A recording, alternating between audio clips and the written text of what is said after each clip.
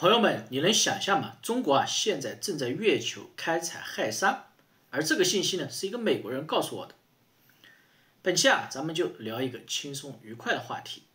今天呢，我就看到这么一个视频，嘉宾史蒂夫·考斯特，他是退役的美国空军中将，曾经呢是 F-15的飞行员，拥有哈佛大学公共政策的硕士学位，跟咱们的中国女孩贾雨蓉，就是上一期节目说的在哈佛毕业演讲的那个姐嘛，他们俩是校友。看起来这个中将应该也是个明白人吧？结果呢，他在那里大谈中国威胁论，但是他举的例子非常的特别。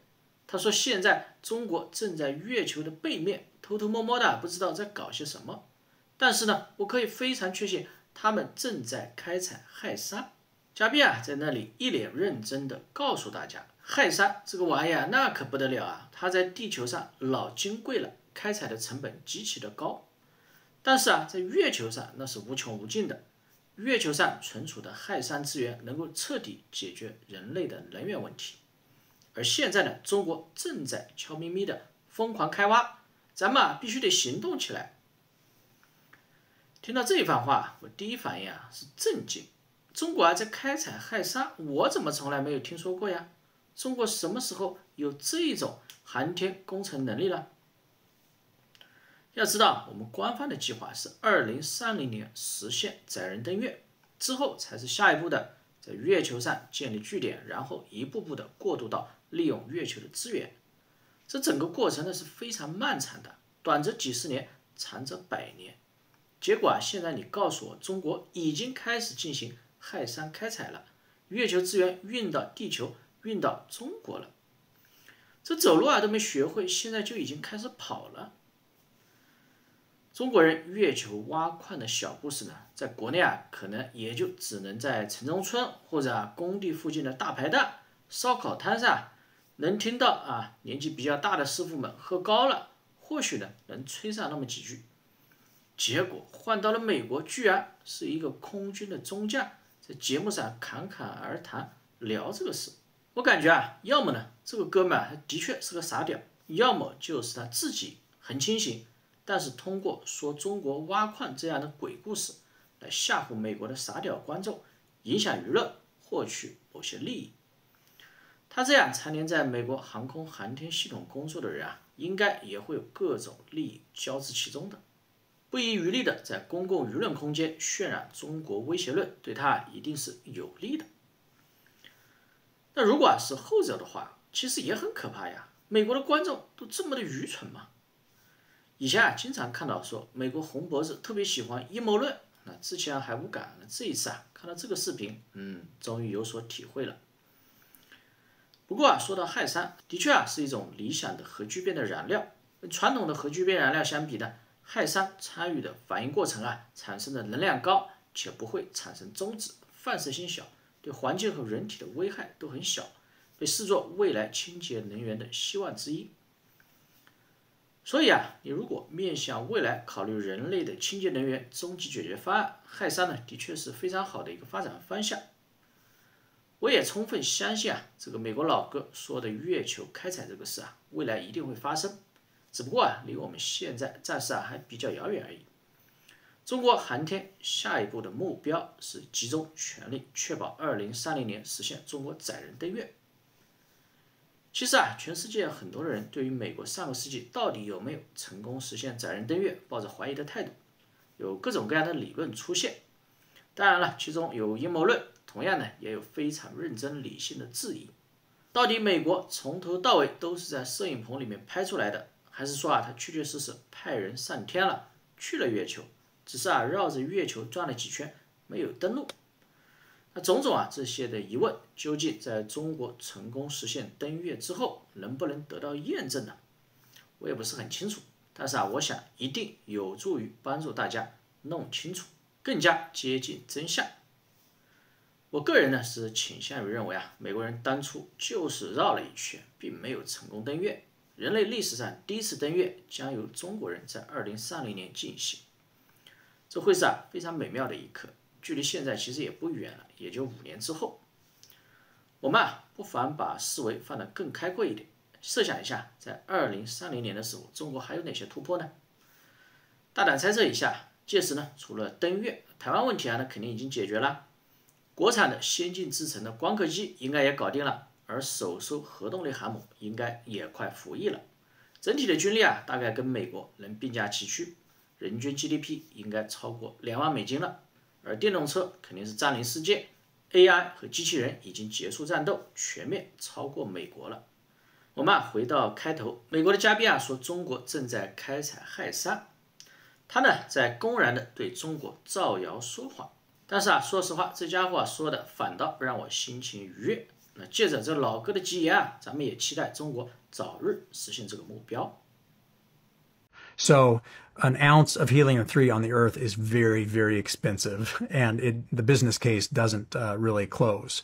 But on the moon or on the asteroids, there's a ton of helium-3. And so to give you an example of what it means, if we were to mine the moon for helium-3, we could, at the current level of electricity use in America, or not in America, in the globe, we could power the energy needs of the human race for thousands of years based on the helium-3 that's on the moon right now. And so the twist there is China is there on the moon, on the far side of the moon. We don't know what they're doing because we don't have infrastructure up there to even see what's going on. But we do know they're mining helium-3. And so we legitimately don't know what China is doing on the other side of the moon. No, we don't. Because the other side of the moon, you know, most people may not know this, but you only see one side of the moon in the way that it rotates and orbits around the Earth. It's a very interesting phenomenon in orbital mechanics. But it's and so unless we have a constellation of satellites flying around the moon that can see and understand what's going on, we're blind, and that's one reason they're over there. But let me give you a commercial. Getting upset, Steve. Yeah, I'm getting real upset. So this goes back to a strategy and why I'm in the space business, because space is the place where if America does not change our strategy and how we're investing in space, we will become victims to others that use space as a way of dominating the energy market, but also the information market. So here's an example. About a month ago, Microsoft announced their quantum computing capability, which is just next level and awesome. But they need to cool it down to 80 millikelvin, which basically is almost down to the point where the molecules don't even move. Okay. There's really no way to cool it efficiently down to that level. Hydrogen would only get you down to maybe 1 Kelvin. You need to go, you know, much lower than that. Helium-3 can do it like that. So let's take a scenario where China now has enough helium-3 as they're mining it on the moon and bringing it back to Earth to be able to power the entire world for thousands of years. And they are the ones that can actually operationalize quantum, because they can cool it down to the temperature it needs to actually operate. Now, quantum sensing, quantum communication, you know, when you start looking at and quantum computing, when you start combining those three quantum capabilities, sensing, computing, communication, and you can affordably cool it down to the levels where it can be operationalized.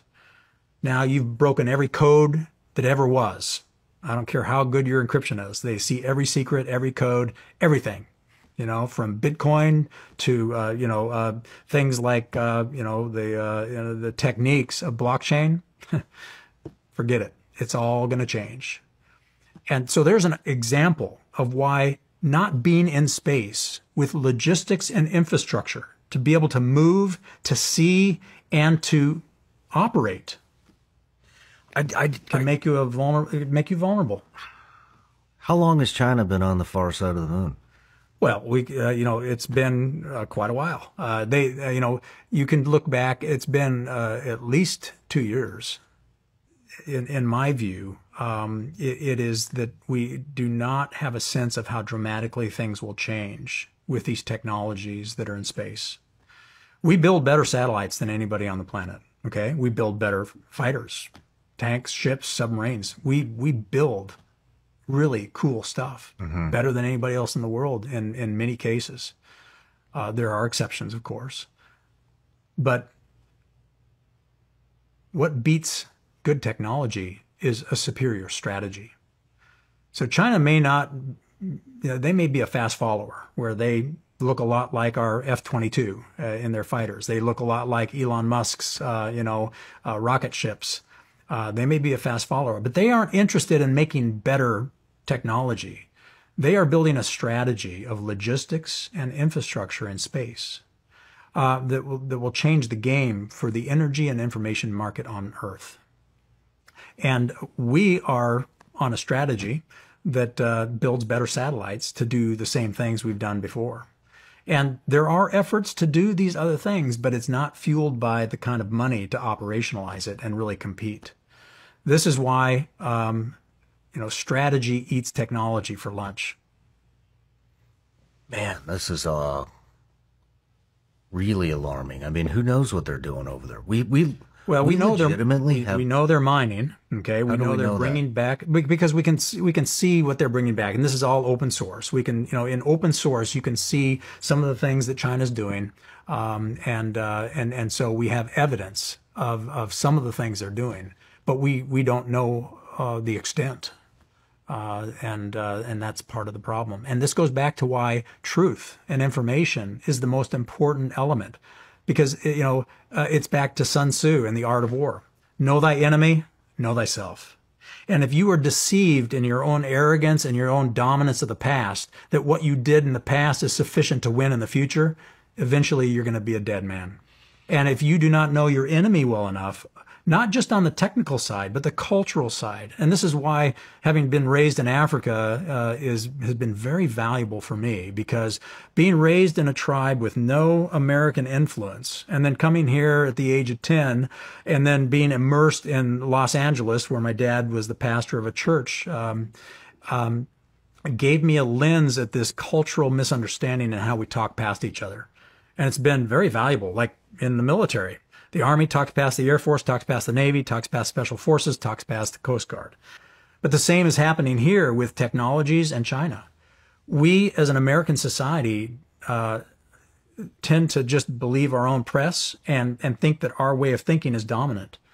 And it has worked. But if we don't understand China's cultural mindset, we could end up being a victim to